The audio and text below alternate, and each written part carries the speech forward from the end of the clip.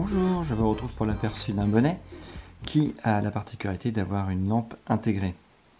Donc le bonnet il est très classique hein, en gris, on n'a pas d'étiquette particulière.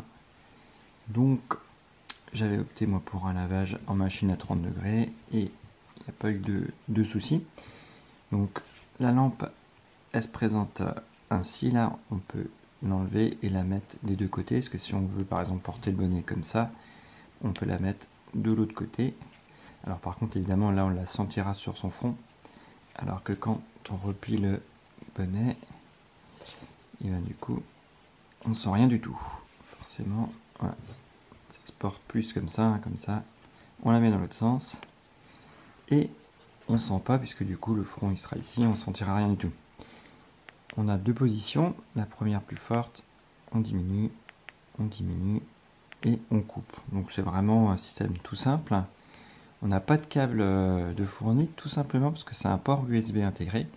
Donc là il me suffit de retirer le capuchon qui protège et on a directement le port USB, donc l'attache USB, donc on l'insère dans son port USB et ça se met à charger, ça clignote et une fois que c'est fini, et ben du coup ça se coupe tout simplement. Donc l'autonomie elle n'est pas exceptionnelle, on est sur un peu moins de 2 heures et l'éclairage faiblit graduellement, donc on ne se rend pas forcément compte que tout de suite qu'il faut recharger, on sentira un petit manque de puissance et puis bah, forcément plus ça va dans le temps, moins on voit, et donc là on se rend vraiment compte qu'il y a besoin de recharger, mais donc c'est un peu moins de 2 heures, on ne peut pas vraiment situer.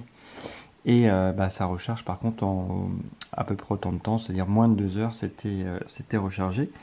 C'est une batterie de 200 mAh. Donc voilà, donc ça fait le travail, c'est plutôt correct. Alors moi je l'ai utilisé pour courir et c'est pas suffisant dans le noir complet, quand on a un chemin un peu accidenté, on ne voit pas les obstacles suffisamment tôt, on peut pas trop anticiper.